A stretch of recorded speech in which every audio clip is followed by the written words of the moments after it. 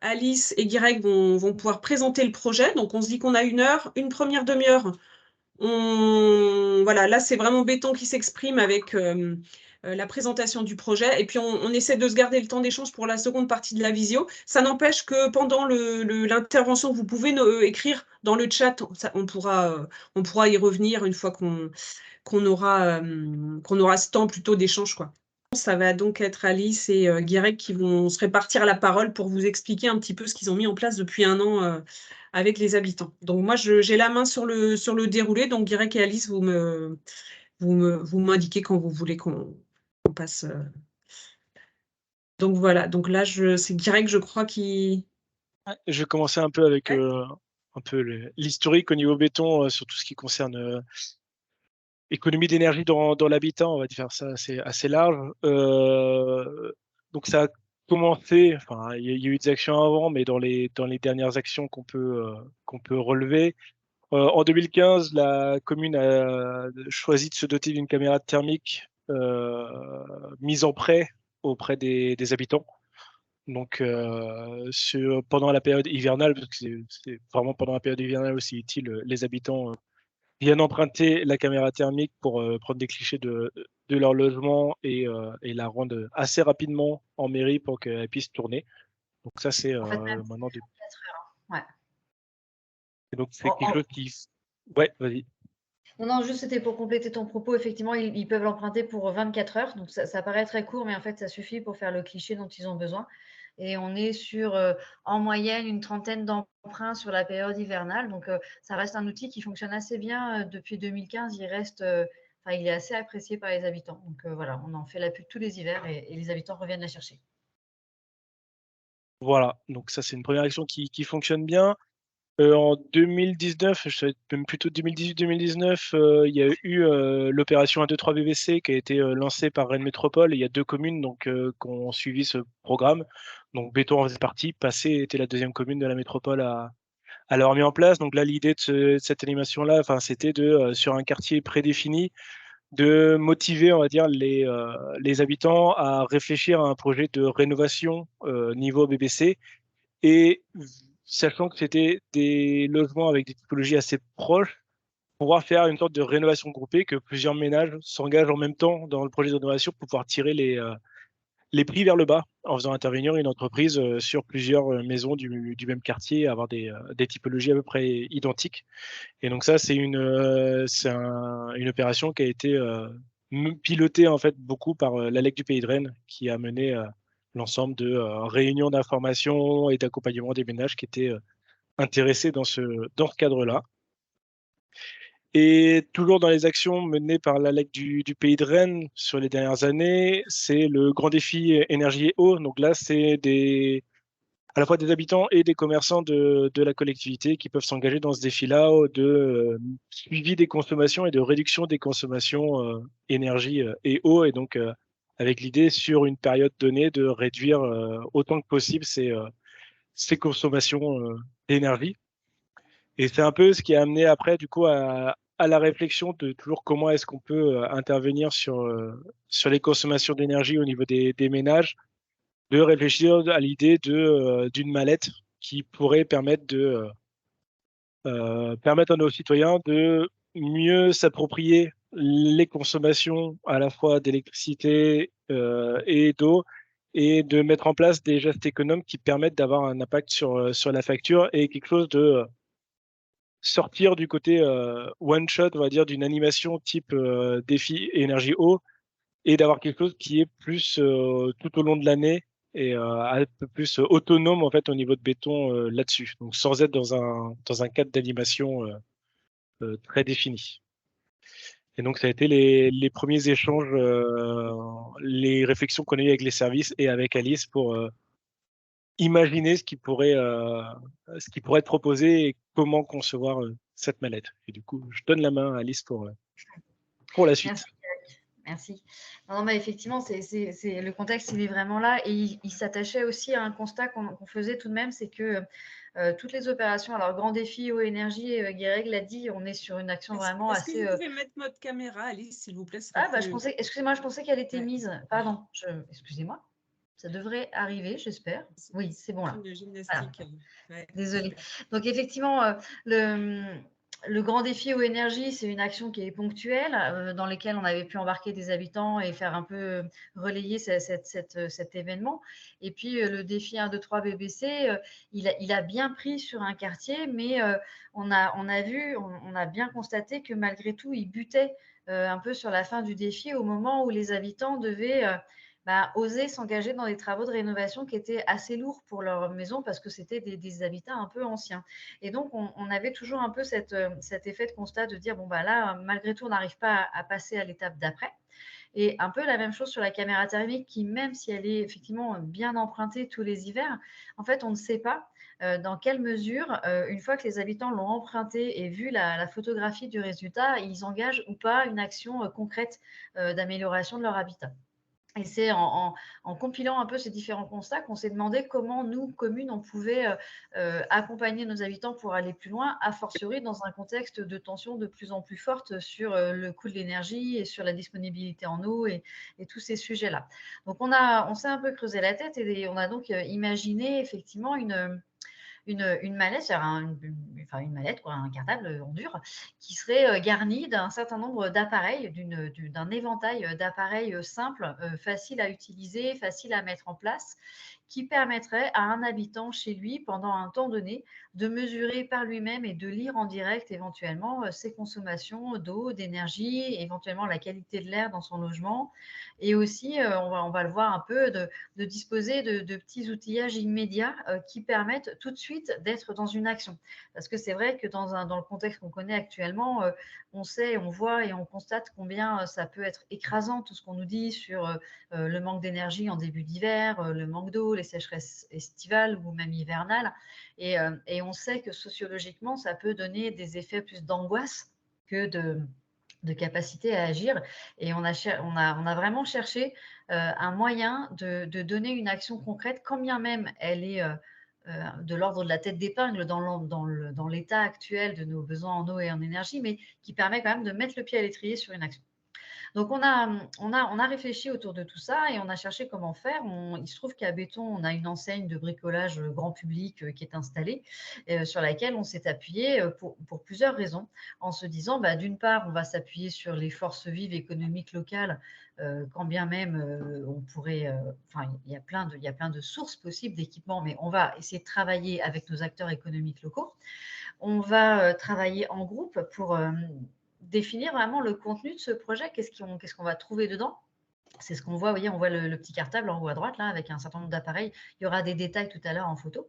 Et puis, quand on a eu à peu près élaboré le contenu des mallettes, en lien avec Guirec, qui a été aussi de très bons conseils, hein, grâce à son expérience professionnelle, ça nous a permis de bien cibler les choses. Et bien, on a pu passer en conseil municipal ce projet et comment ça allait être réservé, comment les habitants allaient y avoir accès, en s'inspirant de ce qu'on faisait sur la caméra thermique aussi, qui marchait bien. Et c'est comme ça qu'on a pu avancer, et puis en crash testant l'outil aussi en interne avant de la mettre en circulation pour voir comment ça se passait. En matière de communication, quand on a été prêt, on est passé un peu de façon très, très classique, hein, comme le font les communes, dans notre magazine municipal, sur nos réseaux sociaux, via l'Ouest France. Et on a démarré comme ça cette action qui a démarré environ depuis maintenant une petite année. On peut poursuivre, Rosane, si vous voulez. Donc, une petite année de fonctionnement. Voilà le détail de ce qu'on trouve dans la mallette. Il y a 2 slides à suivre. On a tout ce qui… Alors, pour ce qui est la question de l'eau, on a des mousseurs. C'est ce qu'on voit, les 4 F, 22, 24, etc. Là, c'est des mousseurs mâles, femelles. Et en fait, ces mousseurs-là, on les recharge à chaque emprunt de la mallette. C'est-à-dire qu'on en remet des neufs à chaque emprunt de la mallette. Parce que… d'une part, s'il fallait les monter et les démonter, ils perdraient très vite de leur capacité à avoir un usage économique de l'eau. Donc, ce n'était pas judicieux, puisque ce qu'il fallait, ce qu'on voulait, c'était que la mallette fonctionne, qu'elle soit convaincante. Et donc, on n'avait en gros pas le droit à l'erreur sur des tout petits appareillages comme ça. Et puis, c'était pas, enfin, pour la ville de Béton, c'était un choix politique aussi de dire, les mousseurs, en fait, on les donne aux emprunteurs, ils les installent chez eux, ils les gardent après, et ça reste. Donc, la clé de montage, elle, par contre, elle reste dans la mallette, mais les mousseurs sont donnés aux habitants. Et puis après, ils ont un sablier, tout simplement, pour mesurer le temps passé sous la douche, et puis un débitmètre, un sac débitmètre. En fait, la mallette, elle est pensée en 2 étapes. Pendant un temps, je mesure ce que je consomme dans l'état actuel de ma façon de vivre dans ma maison. Et puis, c'est dans l'idéal, hein, et puis dans un deuxième temps, je mets en œuvre les appareillages qui me permettent de réduire, et je constate ou pas la réduction de mes usages. C'était un peu ça la logique qu'on a cherché à avoir. Donc ça, c'est la première photo. On peut poursuivre, Rosane, si vous voulez, sur la deuxième. Sur la deuxième, là, il y a un peu plus de choses à regarder. Alors, vous voyez que sur la gauche, on avait mis un certain nombre un assort d'ampoules LED, des éclairages chauds, des ampoules dépolies, différentes puissances, parce que, je ne sais pas si ça vous est arrivé, mais moi, j'ai toujours un vertige pas possible quand je rentre dans un rayon d'ampoules de n'importe quel magasin de bricolage, tellement il y a de choix possibles et de variations possibles de taille, de puissance, d'éclairage entre le blanc chaud, le blanc froid, le blanc un peu chaud, plus chaud ou moins chaud. Enfin, en tout cas, pour moi, par exemple, c'est vraiment c'est toujours un grand moment de solitude que de savoir quelle ampoule je vais bien pouvoir mettre chez moi. Et donc, on s'est dit avec Guirec que pour que les habitants puissent tester, essayer sans acheter et racheter les ampoules parce que ça ne convienne pas, on leur proposait un assort qui leur permettait de voir à quel endroit de leur logement telle ou telle ampoule pouvait amener l'éclairage qu'ils ont envie d'avoir. Ensuite, on a le pommeau de douche digital Amphiro. C'est un pommeau qui, en fait, a un éclairage intérieur, et puis au fur et à mesure du temps que vous passez sous la douche, la couleur change. Donc, vous êtes bleu, puis vert, puis violet, puis rouge, ou l'inverse. En tout cas, plus la couleur s'intensifie et plus vous avez passé de temps sous la douche. Là aussi, on a fait des choix qui peuvent sembler un peu gadgets pour certains appareils. On va voir au fil de la présentation. Mais on s'est aussi dit que dans cette période où il faudrait apprendre très vite tous à être très sobre, même si c'était un peu gadget, que ce soit un peu gadget, un peu sexy, un peu digital, un peu connecté, ça répondait, en tout cas, ça collait à nos usages actuels qu'on a tous. Et que c'était finalement aussi assez pédagogique que d'avoir un pommeau de douche qui change de couleur, a fortiori quand vous le gardez pendant 3 ou 4 semaines, parce que c'est la durée d'emprunt de la mallette, vous avez le temps de voir ce que ça donne et puis de vous mettre un peu en tête les durées que vous passez sous la douche. On a aussi cette prise compteur de consommation qui donne une lecture directe en fait de l'énergie que vous avez utilisée et du coût que ça représente.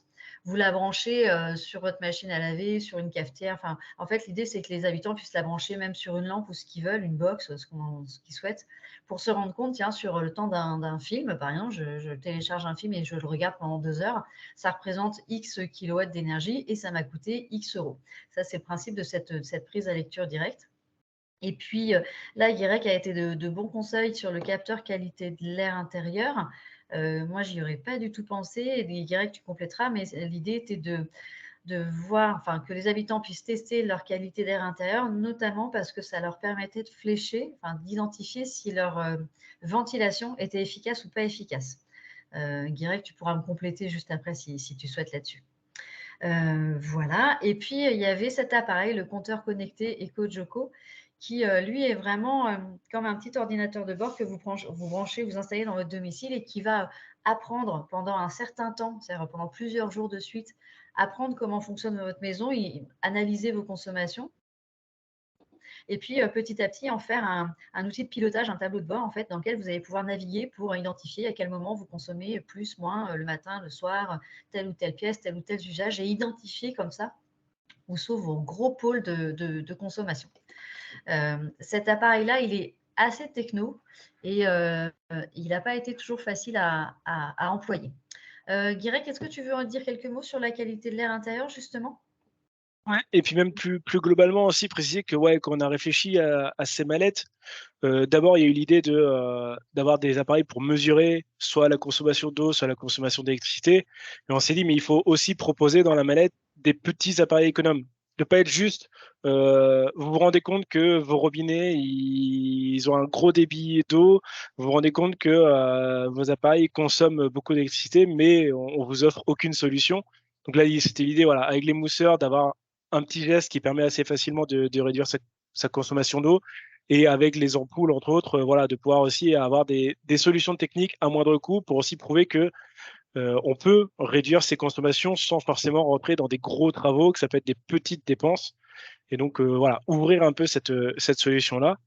Et ouais, pour revenir plus en détail aussi sur le capteur qualité de l'air, c'était de se dire aussi, bon, on s'intéresse à l'électricité, on s'intéresse à l'eau, c'est bien, on sait quand même que dans le logement aussi, une des grosses parties, c'est le chauffage. Et donc là, avec un capteur qui permet à la fois de faire thermomètre, donc connaître la température de l'air pour avoir une idée du niveau de chauffe dans le logement, et aussi une qualité, le côté un peu qualité de l'air intérieur. Donc là, en fait, le capteur mesure le taux de CO2 dans l'air, et là, ça permet de mesurer un peu le confinement avec un problème qu'on connaît souvent dans le logement, c'est la mauvaise ventilation des logements.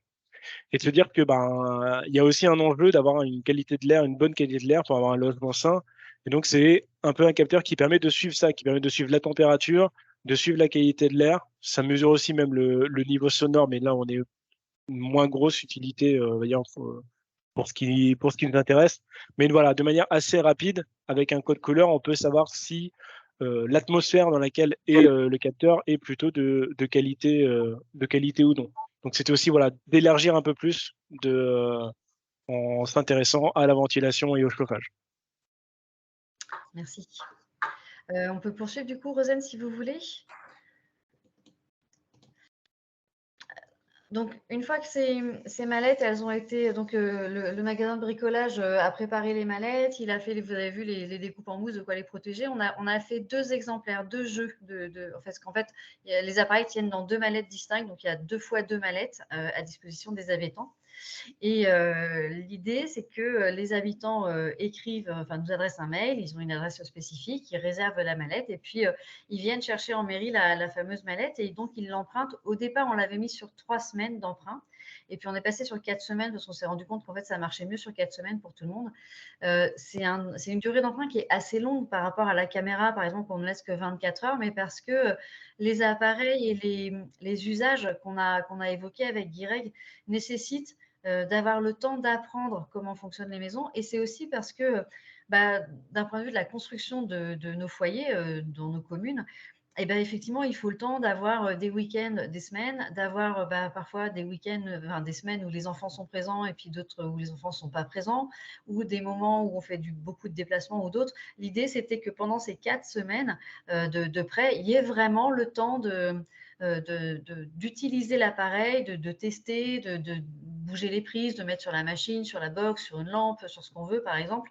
Et donc, voilà, que l'habitant ait vraiment le temps, le loisir, en fait, de manipuler, peut-être de mettre du temps à tout mettre en route parce qu'on récupère la mallette et puis on met parfois 2-3 jours à tout mettre en route.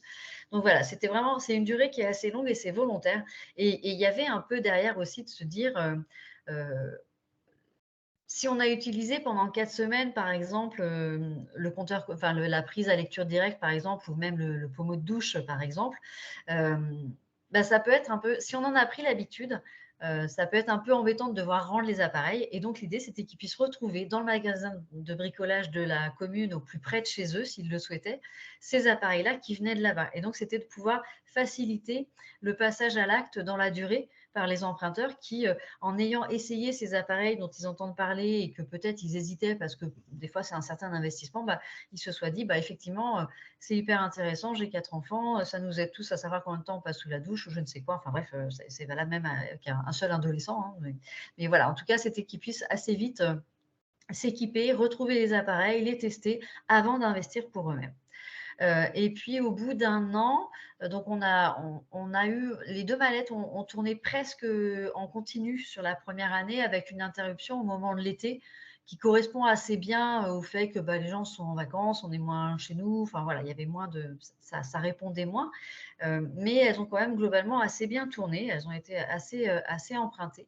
Et au bout d'un an, on a proposé un temps de retour pour rencontrer les habitants qui avaient emprunté la mallette et qu'on puisse un peu faire avec eux le bilan des appareils, de ce qui avait été utilisé, pas utilisé. Enfin, je vois que Guérec répond dans la conversation, donc en plus, ça amène les précisions qui manquent. Mais voilà, on a proposé cette rencontre aux habitants. Il se trouve qu'on n'a pas réussi à trouver de moment où ils étaient disponibles pour venir le faire. On a changé pour se tourner en faveur d'un questionnaire en ligne qu'on leur a adressé et qui nous a permis d'avoir déjà un premier retour et puis de voir aussi quels étaient les habitants qui avaient envie de s'investir avec nous dans l'amélioration ou l'ajustement de l'appareil. Dans les mallettes, je le précise aussi, on avait aussi mis un certain nombre alors d'abord les notices des appareils et puis le guide de l'ADEME sur 40 gestes pour réduire facilement ses consommations à la maison. En tout cas, des supports pédagogiques qui permettaient aux habitants aussi d'aller toujours un petit peu plus loin dans l'utilisation de ces mallettes. On peut continuer si tu voulais, Rosen, sur la diapo suivante. Voilà, merci. Alors, sur les retours, effectivement, de ce questionnaire et sur ce qu'on a essayé de doser, d'évaluer, en fait. On va voir le nombre de sorties des 2 mallettes. Bon, là, il est plutôt bon. Elles ont plutôt bien tourné, effectivement. Alors, il faut relancer régulièrement. Il faut repartir. Il faut refaire de l'appel presse dans les réseaux sociaux. Il faut la faire vivre vraiment, cette action-là. Elle ne se suffit pas à elle-même. Mais on a eu quelques difficultés et elles apparaissent à l'écran. Puis j'ai vu que dans la conversation, c'était des questions qui revenaient. Effectivement, l'écho de Joko, il est très intéressant. C'est ce que Guirec nous a dit. Il est très intéressant. C'est un super petit appareil qui donne beaucoup de réponses. Mais il n'est pas évident à faire passer d'un foyer à l'autre parce que comme il enregistre avec un compte qu'il faut créer, à chaque fois, il faut réinitialiser l'appareil et le remettre en circulation. Et ça a pu être difficile de ce point de vue-là. Donc, c'est aussi pour ça qu'on a poussé à 4 semaines parce qu'il fallait le temps que cet appareil il apprenne tout ça. Et donc là, il y a eu un peu de réglage à faire. Et puis, les ampoules ont été finalement, a priori, très peu utilisées. Alors, les ampoules, à l'inverse des mousseurs, il fallait les restituer après, bon, sauf s'il y avait du bris, effectivement, mais l'idée, c'était les ampoules n'étaient pas données, elles étaient prêtées. Et a priori, elles n'ont pas trop trouvé leur utilisateur ou l'usage qu'on s'était dit en tête de pouvoir en faire. Voilà. Préciser un peu là-dessus, du coup, sur l'écho de Joko, ouais, c'est un appareil qui est vraiment très bien. Moi, j'ai eu l'occasion de l'utiliser et c'est vrai qu'il permet d'avoir en instantané une idée de la consommation globale du logement et il est facilement installable. C'est-à-dire qu'il ne nécessite pas de faire appel à un électricien, donc c'est sans travaux compliqués. Donc ça, c'est très bien. Et après un petit temps d'adaptation, on a l'afficheur qui permet très rapidement, on voit l'aiguille évoluer en fonction de la consommation électrique du logement. Donc je trouve que c'est très visuel, c'est très bien. Mais voilà, comme Alice l'a noté, c'est vrai que le fait de devoir forcément le lier à un compte sur Internet, alors quand c'est un seul utilisateur qui va le garder, c'est très bien parce qu'on a grâce à ça tout l'historique et c'est pratique pour ça. Mais c'est vrai que dans notre fonctionnement avec une rotation régulière, on voit que là, c'est la limite et que on n'avait pas identifié le fait que cet appareil, là, vraiment, que la remise à zéro serait pas facile à faire, serait pas automatisable et ça nous bloque un peu alors que l'appareil est très bien. Donc c'est dans les pistes d'amélioration, c'est aussi on s'est dit qu'il fallait qu'on voit avec l'entreprise qui propose l'appareil là pour voir est-ce qu'il y aurait des solutions possibles parce que je pense que c'est un appareil qui peut avoir un intérêt, mais voilà. Aujourd'hui, c'est pas l'idéal là-dessus. Et sur les ampoules aussi, je pense que là, il y a peut-être aussi un manque, nous, de notre côté, d'un point de vue pédagogique, de peut-être un manque d'explication sur les différences entre les ampoules, comment tester les ambiances et peut-être comment un peu mieux orienter les ménages sur ça. Et ce qui fait que finalement, des gens, ils ont de l'éclairage chez eux, ils se posent pas vraiment de questions et du coup, ils vont pas tester les autres ampoules.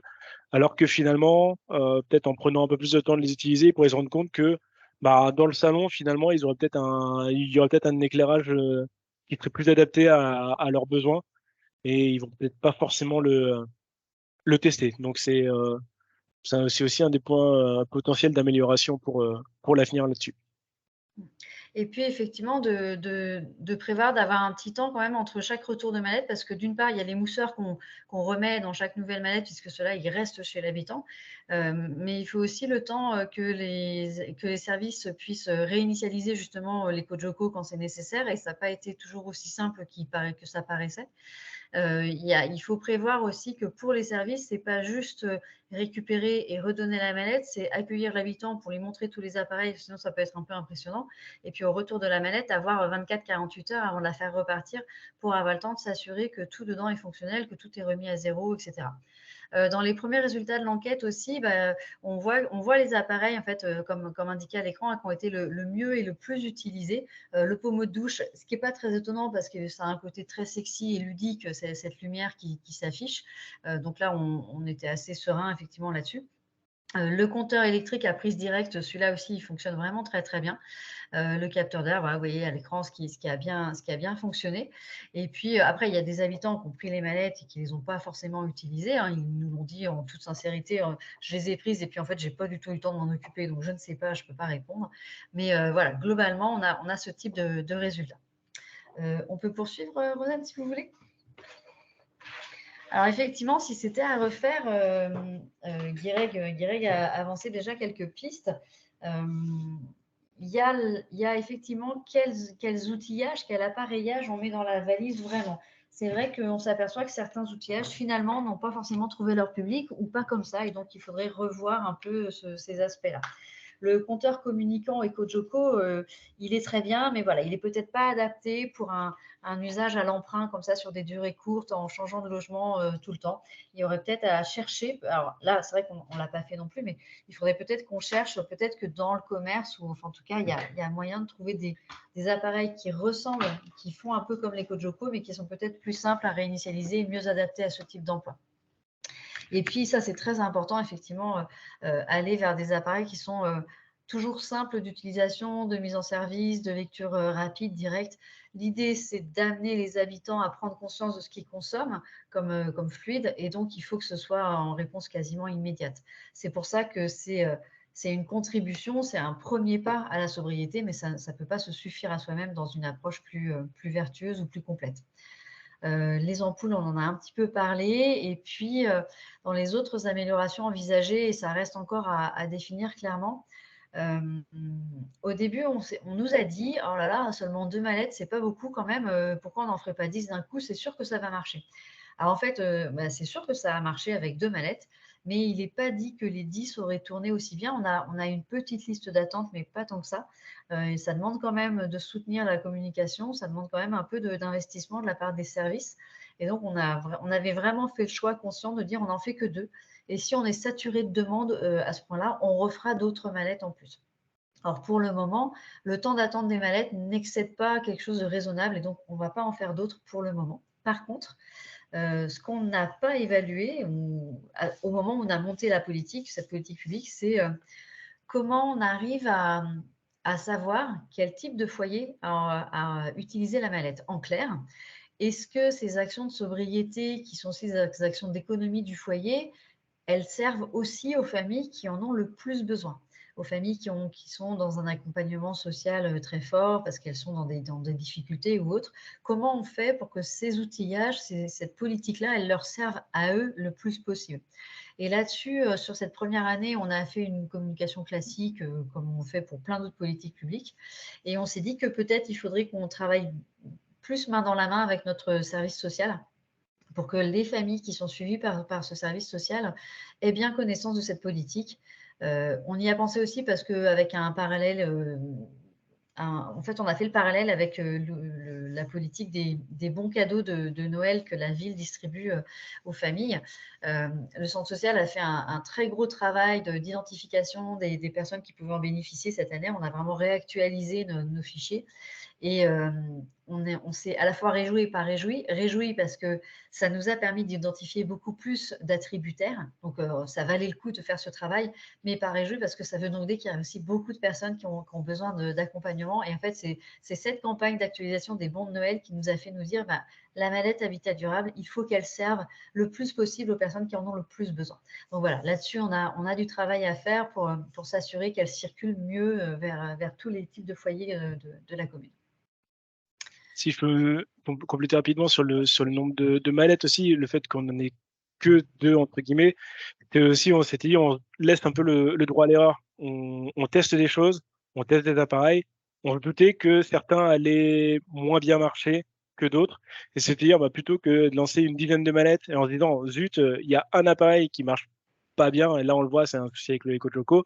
Là, c'est-à-dire, si on a 10 mallettes qui ont ce problème-là, bah, c'est quand même pas mal d'argent un peu gaspillé. C'est-à-dire plutôt, on commence, on lance le truc et bah, après, on voit, on se laisse les possibilités de faire évoluer les mallettes, soit d'en avoir plus, mais peut-être des différentes. Et voilà, de pas mettre le paquet d'un coup et après de laisser le truc comme ça, mais plutôt d'être dans une démarche d'amélioration continue, on va dire des mallettes, de leur contenu et de leur fonctionnement.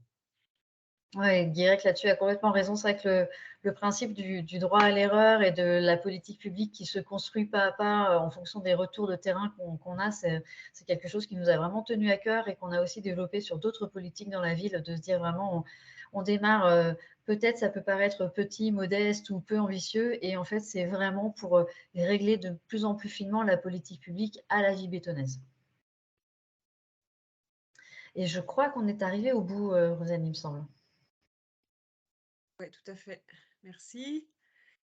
Donc, il y avait des questions qui ont été posées dans le. On peut peut-être les reprendre et puis après, ceux qui auront envie de poser une question de vive voix, on n'est pas nombreux donc on peut se le permettre. Donc, la première question, mais Guirec, tu as déjà donné des réponses, c'était sur les ampoules qui, à la différence des mousseurs qui sont donnés à chaque emprunt, les ampoules, eux, ont un usage, enfin, sont pas offertes en fait, hein, elles sont. Ouais, bah, c'était vraiment l'idée, voilà, que les emprunteurs puissent tester. Et c'était aussi l'intérêt, comme il s'est précisé, de fonctionner avec une grande surface de bricolage local. C'est-à-dire que bah, les habitants, assez facilement, ils pourront retrouver la référence. Si jamais il y a une ampoule qu'ils ont testée et que celle-là, elle leur convient bien, bah, ils savent que dans ce commerce-là, ils retrouveront exactement la même référence. Et comme ça, c'est l'idée de ne pas aller chercher des appareils qui sont impossibles à trouver dans le commerce de proximité. C'est aussi ça dans les petits appareils économes. Très vite, on va chercher sur Internet ce qui existe. Il y a plein de références qui existent sur Internet, mais il y en a tellement qu'on va peut-être trouver un truc qui est très bien, sauf à donner très précisément le lieu où retrouver cet appareil-là, ben, ça pourrait être compliqué. Là, au moins, on sait que pour tout le public qui va emprunter ça dans le commerce du coin, ils auront la référence, quoi. Et l'enseigne, en l'occurrence, a été associée, donc ils savaient que potentiellement des habitants viendraient. Enfin, voilà, ils étaient au courant de la mallette. Des questions également sur le budget de ce projet-là. Donc, ça fait 1 an qu'il est en place. Il y a une mallette composée de deux packages, on va dire. C'est l'ordre de prix uniquement matériel, si on ne compte pas le temps agent, qui serait intéressant aussi à connaître, en fait, hein, le temps agent d'accompagnement, le budget matériel. Alors, pour un jeu, parce qu'en fait, il y a 2 jeux de mallettes et chaque mallette est constituée de 2. Enfin, Oui. le pack mallette est constitué de 2 mallettes. Une mallette avec les ampoules d'un côté et puis les autres appareils de l'autre. Donc, un jeu de ces 2 mallettes, un pack mallette, ça nous a coûté 500 € par mallette, en fait. Ce qui est pas une très grosse dépense. Ça reste quand même très raisonnable. Mais voilà, il s'avère qu'en fait, ça suffisait pour un démarrage. De ne pas en faire 10 d'un coup. Voilà, et bah ouais, non, 500 €. Le temps passé, effectivement, il faut prévoir que nos services y consacrent peut-être 1 heure au retour des mallettes et puis un quart d'heure, 20 minutes à l'accueil de l'habitant pour lui présenter les mallettes et qu'il reparte en sachant ce qu'il a dans les mains. Avec un choix qui a été fait aussi de former 4 agents. Enfin, voilà, il y a 4 agents qui, eux, connaissent parfaitement le contenu des mallettes et qui sont en capacité d'expliquer comment ça marche. C'est Oui, c'est-à-dire que c'est toujours pareil, c'est de se dire que nos agents, comme nous tous, ils peuvent être présents ou absents le jour où l'habitant vient et qu'il faut effectivement qu'il y ait toujours quelqu'un qui soit en mesure de l'accueillir et de lui présenter le sujet. Une question, donc c'était le compteur surprise calcule-t-il le cumul de consommation sur une certaine durée? Ouais, donc là, du coup, cet appareil-là, il permet soit d'avoir la consommation en instantané, donc la puissance électrique consommée par un appareil. Donc là, on a l'affichage en instantané, mais il permet aussi sur une période donnée, enfin voilà, sur un jour, sur une semaine. Donc là, ce qui est intéressant, c'est que ça permet de mesurer là, du coup, la consommation d'énergie en kilowattheure. Donc là, c'est typiquement les choses qui peuvent être intéressantes pour des cycles de lave-linge différents, pour des réfrigérateurs, des congélateurs qui n'ont pas une consommation stable tout au long du temps. Donc ça permet tout ça.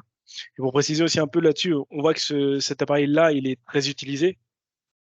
Et, mais c'est souvent, voilà, c'est un appareil qui est très utilisé, mais qui est pas forcément, qui est facile à utiliser, mais qui est très lié à la volonté du ménage d'aller tester pas mal d'appareils. C'est-à-dire que s'il y a un ménage super motivé, il va aller tester tous ses appareils un par un et il va prendre du temps et il aura une vision super complète de son logement. Par contre, un ménage peu motivé, il va peut-être le mettre derrière sa télé, il va voir ce que sa télé consomme, et puis après ça, il ira peut-être pas investiguer plus loin. Donc, on voit que c'est un appareil qui est très facile à prendre en main, mais qui est très lié à l'implication de l'habitant. Quand il y a d'autres appareils, type EcoJoco, qui là, par contre, font beaucoup de choses à la fois, mais par contre, qui sont très liés à des créations de comptes, etc. Donc, c'est toujours réussir à trouver un appareil qui est facile d'utilisation, qui permet de faciliter la vie et de mesurer plein de choses assez rapidement et facilement, tout en étant très libre et facile d'accès. Et ça, c'est toujours un équilibre qui est très compliqué à trouver. Donc, finalement, on en revient souvent à ces appareils type mesureur surprise qui sont très faciles à utiliser, à prendre en main. Et puis après, soit le ménage est motivé et il fait plein de mesures, soit il n'est pas motivé et puis là, il aura très peu de mesures. Une question sur la caution. Est-ce qu'on demande une caution aux habitants? Oui, on demande une caution aux habitants. Alors, si je ne me trompe pas, dans le code des collectivités, pour ce type d'action, il y a des règles qui sont mises. En fait, on demande une caution de l'ordre de 50 € qui représente 10% de la valeur de ce qu'on prête. Et c'est la même chose pour la caméra thermique.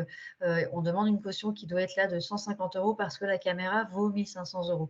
Ceci étant, pour la caméra thermique, en 10 ans au moins d'usage, presque 10 ans d'usage, on n'a jamais eu de soucis, enfin jamais elle n'a été abîmée, donc jamais les cautions n'ont été retenues. Donc effectivement, on le demande parce qu'il faut le demander, parce que les appareils ont quand même une certaine valeur et puis c'est important que les gens se responsabilisent sur ce qu'ils empruntent, mais voilà, elle reste assez mesurée. Et je complète en vous disant, si vous allez sur le site de Brudette, on a mis en ligne la convention de prêt. Vous tapez béton sur le site internet de Brudette, vous tombez sur la page projet de ce projet que je vais actualiser. Et voilà, en téléchargement, vous pouvez prendre connaissance de la convention. Alors, d'autres questions qui étaient peut-être plus techniques. Non, ça, on l'a vu. Donc, vous réinitialisez l'appareil EcoJoco à chaque quand c'est nécessaire. Oui, on suit le compte, effectivement. De quels services font partie les 4 agents qui sont formés au départ? De notre pôle aménagement durable, aménagement des territoires, développement durable, je veux dire. Donc, on a la personne qui est à l'accueil du pôle urbanisme aménagement, la chef de service. Et puis, on a une personne aussi du service communication, puisque c'est elle aussi qui relaie et qui réactive régulièrement la com là-dessus. Et puis là, on a recruté quelqu'un récemment, donc qui a pris aussi le relais de formation là-dessus. Je ne comprends pas bien la dernière question. À quel moment de la démarche? Je ne vois pas bien ce que vous voulez dire, si vous voulez préciser peut-être, Mathilde? Oui, est-ce que c'était, une fois que la mallette était prête ou est-ce que c'était au moment de test? Parce que je sais que nous, à Binic Étable, on est en train de mettre en place, une éco-mallette aussi, suite à votre action, on s'en est inspiré. On a fait tester l'éco-mallette, par 1-2 agents. C'est vrai que, là, suite à votre présentation, je pense qu'il faut qu'on aille bien au-delà et qu'on forme, en fait, les agents d'accueil peut-être, là-dessus. Voilà, je me demandais si c'était au moment de tester les outils que vous aviez formé les agents ou vraiment au moment où, vous aviez lancé la démarche, où ils avaient été les premiers utilisateurs finalement de la mallette? En fait, d'une part, toute la conception de la mallette s'est fait aussi en lien avec les agents, donc ça a été une discussion assez horizontale, hein, entre Guirec, moi et puis les agents à qui on a cette politique. Et la phase de test, en fait, elle a été formatrice aussi à ce moment-là parce qu'effectivement, ils ont testé de leur côté, Guirec l'a testé aussi.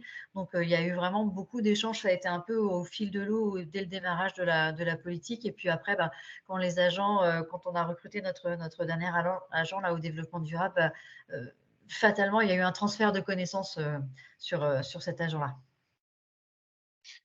Si je peux aussi me permettre de revenir un peu sur la question d'avant sur EcoJoco, sur la réinitialisation, il y a aussi une question quand même qui s'est posée à nous, c'est une attention à avoir, c'est qu'on a de plus en plus d'appareils qui collectent de la donnée, et c'était s'assurer que toutes les données soient bien effacées entre deux passages de manette.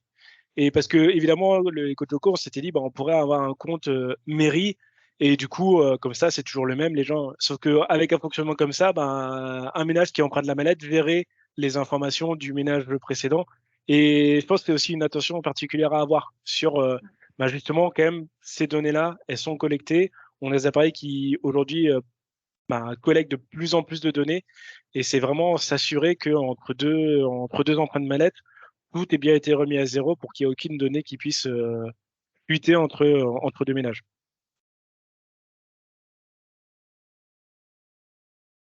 Est-ce qu'il y a d'autres questions parmi les participants?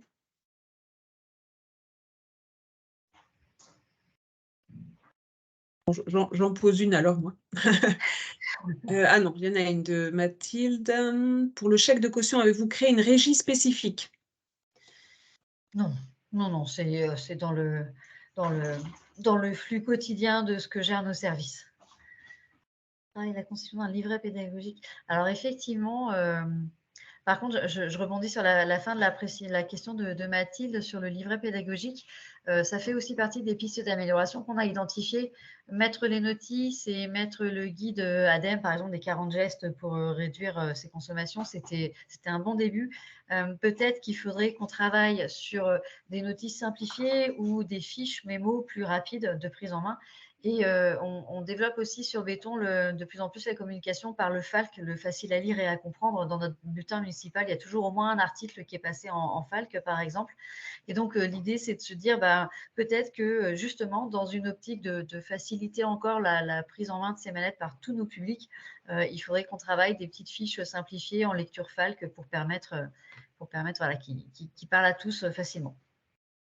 Et là-dessus, ouais, c'est que c'est aussi la discussion qu'on doit avoir avec la LEC du Pays de Rennes, puisque ils ont mené des opérations de suivi des consommations. Donc il y a des choses qui ont déjà été faites aussi pour faciliter les prises de mesures, etc. C'était dans les éléments qu'on s'était donné à faire après la première phase vraiment d'expérimentation. Donc de se dire un peu, de voir un peu tout ce qui marche et marche pas et de venir compléter cette partie-là. En disant aussi, on lance la mallette quand on l'a et on arrête de repousser toujours plus. Et plutôt, on lance, on fait un retour d'expérience et on améliore. Mais ça fait partie du travail qui est à mener. Et on le voit si on veut vraiment que les gens s'impliquent plus et utilisent vraiment bien tous les appareils. Un guide est utile. Et donc, je vois la question sur les données collectées par EcoJoco. Donc, non, on les utilise pas du tout. Déjà parce que l'appareil n'est pas prévu pour communiquer des données anonymement. Et puis là, c'était vraiment pas en fait, et aussi, il faut dire on n'a pas les moyens humains en mairie pour collecter et vraiment valoriser ces données. Donc, on préfère ne rien collecter du tout. Ça, au moins, on est sûr d'être clean là-dessus. Ouais. On est vraiment dans une politique qui s'adresse aux habitants pour que d'eux-mêmes et par une forme de responsabilisation personnelle, ils fassent l'usage de la mallette. Mais nous, derrière collectivité, on ne va pas plus loin. On les aide à prendre conscience et à s'équiper. Sachant qu'on va plus loin sur le bâtiment, etc. Et l'agent dont vous parliez, que vous avez recruté, là, elle va être en charge d'animer un peu, de donner comment dire, d'accompagner davantage les habitants dans l'usage de cette mallette ou pas du tout? Si, en fait, ça va rentrer dans le pool des actions que Guérec et moi, on a décrit comme étant les actions un peu d'amélioration qu'on souhaite apporter. Ça va être effectivement de travailler peut-être sur des documents plus plus commun à tous, de se rapprocher du centre social, de prendre le temps peut-être avec les habitants, parce qu'on voit maintenant quels appareils demandent un peu d'action, voilà, de passer plus de temps sur certains points précis. Là, on est vraiment à la fin d'une première année d'utilisation. Et il faut effectivement qu'on entérine sur quoi, en deuxième année, on va se concentrer, parce que ce n'est pas les idées qui nous manquent, mais c'est vrai que les ressources doivent suivre derrière. Et donc, on va aussi choisir, on va sans doute, je pense, accentuer vers le centre social, parce que ça nous tient à cœur vraiment de diffuser l'outil vers les familles qui en ont le plus besoin. Et puis de continuer l'adaptation de cette mallette, peut-être en retirant ou en multipliant à l'inverse certains appareils dedans, notamment cette fameuse prise à lecture directe, où on nous a dit ce serait bien d'en avoir plusieurs. Ça, on peut peut-être imaginer d'en mettre plus, retirer les ampoules peut-être si elles trouvent pas d'usage. Mais voilà, on avance pas à pas, mais l'idée c'est bien de régler la mallette au fur et à mesure. Mais Et les l'idée quand même, ressources, quoi. et l'idée aussi quand même derrière ça, quand on a réfléchi aux mallettes, c'était d'avoir des mallettes qui soient un maximum autonomes, qui ne nécessitent pas une animation et des moyens humains au quotidien là-dessus. Donc là, il y a les moyens humains pour les remettre à zéro, pour expliquer, etc. Mais que ce soit quand même des mallettes un maximum autonomes, justement, pour pas retomber dans un fonctionnement de moment d'animation pendant quelques temps, et puis quand il n'y a plus d'animation, ça retombe tout de suite, et d'avoir quand même un outil qui soit utilisable au fil de l'eau, vraiment.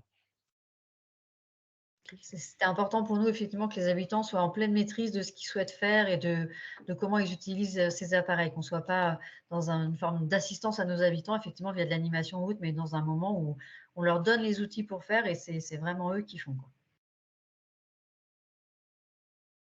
Et toujours dans l'idée de voir dans quelle mesure c'est duplicable pour les autres collectivités. Est-ce que je reviens encore sur ce poste d'agent d'animatrice, est-ce que par hasard c'est un poste qui est financé par un appel à projet ou par, je sais pas, par des financements extérieurs à la collectivité sur un temps donné, parce qu'elle a une mission dédiée à l'énergie ou au développement durable, ou pas du tout?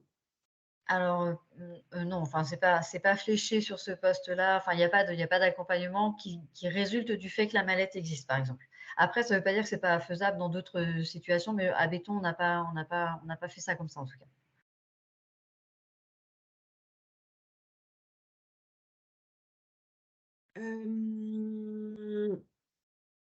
Eh ben voilà, on a parlé du lien avec l'ALEC, un petit peu, dans quelle mesure, voilà, la nécessité aussi de là, le hasard fait que Guirec, tu travailles aussi à l'ALEC, mais c'est important de s'associer les compétences aussi extérieures même si tout a été monté en régie par la commune, à un moment donné, vous avez été prendre aussi des compétences sur le sujet, quoi, d'où l'intérêt de se rapprocher pour les communes des agences de l'énergie de leur territoire pour potentiellement avoir un soutien aussi sur ce type de projet, quoi. En fait, voilà, là, dans notre cas, on a très peu mobilisé l'ALEC parce que les connaissances, je les avais à Eh titre oui. professionnel. Mais c'est vrai que les ALEC et tous les espaces tous les services publics de la performance énergétique, donc les espaces France Rénov', parce qu'il n'y a pas que des ALEC, et même les collectivités peuvent avoir en interne ces services-là. Beaucoup ont eu des expériences passées d'accompagnement des ménages à la maîtrise de l'énergie et aux éco-gestes. Et c'est une expérience qui est utilisable. Là, je vois même dans nos invités, beaucoup ont ces services publics soit au sein d'une ALEC, soit au sein de leur interco. Et c'est vraiment des ressources à mobiliser parce qu'ils ont beaucoup de connaissances là-dessus. Ils connaissent beaucoup d'appareils. Ils ont accès à pas mal de ressources documentaires. En fait, là, nous, on n'a pas eu besoin parce que j'avais cette connaissance-là, donc je l'ai apportée directement. On n'a pas eu besoin de mobiliser l'ALEC. Mais sinon, il y aurait vraiment, enfin, ça aurait été indispensable de mettre, euh, de mettre les sachants vraiment dans la boucle du projet pour qu'ils soient tenus, et aussi pour aussi faire connaître parce que ils peuvent aussi être un bon vecteur de connaissance de ces outils-là. Merci. Est-ce qu'il y a d'autres questions parmi vous? Non. Eh ben, il est 19h31, on est plutôt, on est plutôt pas mal. Est-ce que vous, Alice ou Guirec, vous voulez ajouter un dernier mot, ou est-ce que là, on a fait le tour rapidement? On a dit déjà pas mal de choses sur cette politique, effectivement, mais Ce qui est important aussi, c'est que c'était une idée qu'on a eue comme ça, qu'on a eu envie d'essayer avec, comme l'a dit Guirec, l'humilité de se tromper ou de ne pas être tout à fait pile poil juste du bon, enfin dès le début. Donc voilà, je pense qu'il ne faut jamais hésiter à essayer et puis à oser se tromper et à oser se rater parce que derrière, forcément, on y arrive mieux. C'est comme les Shadocks. Et moi, pour compléter, moi, je suis très preneur de si d'autres collectivités sont intéressées. Là, je vois que du coup, Binet Clétable a réfléchi à ça. Moi, je suis très aussi intéressé par leur retour d'expérience. Je pense que ça pourrait aussi nous inspirer à l'avenir. Et je pense que voilà, pouvoir continuer d'échanger sur ces initiatives permet à tout le monde de monter en qualité. Ouais, c'est important, toujours se parler. Ok, super. Je vais communiquer ça à ma collègue du 22 en charge de Bini, comme ça on va pouvoir avancer là-dessus. Je vous remercie à tous. Je vous tiendrai donc informé, vous recevrez tous par mail le récapitulatif un peu des projets, comme je vous l'évoquais, des autres visites. Et puis, moi, je vais actualiser la page projet qui existe déjà sur ce projet-là. Je vais l'approfondir avec ce qu'on s'est dit ce soir, notamment avec les premiers résultats 1 an après la mise en place du projet. Donc voilà, je vous dis à tous à très bientôt. Et puis, bonne soirée à vous. Merci soirée. beaucoup, bonne soirée à tous. Merci, Guirec et Alice.